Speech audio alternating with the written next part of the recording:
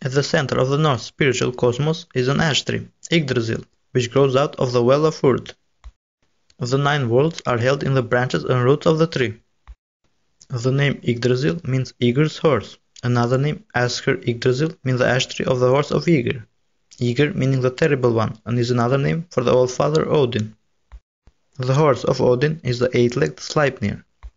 That may seem like a strange name, but it makes sense when you consider that the tree is used as means of transportation between worlds.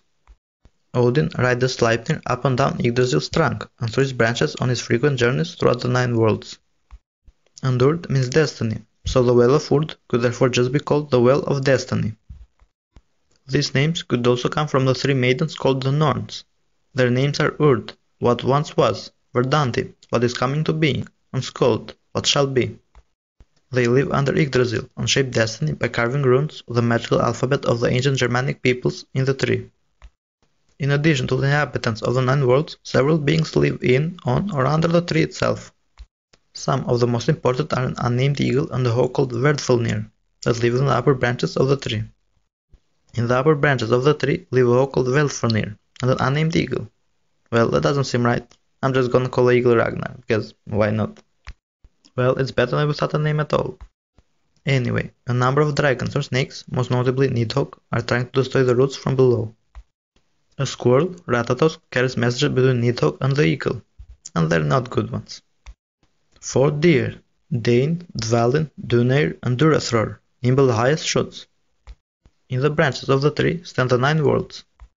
Asgard, the world of the Aesir tribe of gods and goddesses. Most of the best-known Norse gods belong to the Aesir, including Odin, Thor, Loki, Heimdall, and others. These gods were often associated with power and war. According to legend, Asgard is divided into 12 or more realms, including Valhalla, the home of Odin and the home of heroes slain in earthly battles. Vanaheim, the world of the Vanir tribe of gods and goddesses, which included Njord, Freya, and Freyr. These gods were associated with fertility and nature. After the Aesir-Vanir war, the gods formed a single pantheon.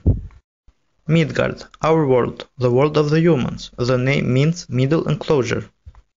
The serpent Jormungandr lives in the sea and circles the terrestrial Midgard and the wilderness at its borders, and Aegir and Ran dwell in the same watery depths and claim the lives of unfortunate seafarers. Jotunheim, the world of the Jotuns, the enemies of the gods. The world of the giants is made of deep, dark forests and mountain peaks where winter never eases its grip, and similarly inhospitable and grim landscapes. Niflheim, the primordial world of ice. Muspelheim, the primordial world of fire. Alfheim, the world of the elves. The elves are described as luminous creatures and more beautiful than the sun. There has been considerable overlap between the elves and the Vanir, so it's no surprise that the Vanir god Freyr is the ruler of Alfheim. Svartalheim, meaning the world of the black elves, which is also known as Nidavellir, meaning low fields, is the world of the dwarves. The dwarves were thought as mastersmiths and craftsmen who lived beneath the ground. So, Svartalheim was probably thought as a labyrinth subterranean complex of mines and forges. And finally Hell, the world of the goddess Hel and the dead. Well, most of the dead, because, the best of the warriors went to Valhalla.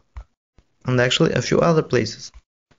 Even the goddess Freya is said to have welcomed half of the dead warriors to her hall, called Forthklang. Unfortunately, we have no idea how this place was like, but probably was similar to Valhalla. And as mentioned above, most of the people who died at sea were taken by the giantess Ran. The goddess Hel is described as being greedy and cruel, with a fierce expression on her face, half of the face white and the other black. Her world, Hel, is described not much different from that of the living. There the dead ate, drank, fought and slept, so it was pretty much just a continuation of life. And with that I think I'll end it for now. Thank you for watching. Bye.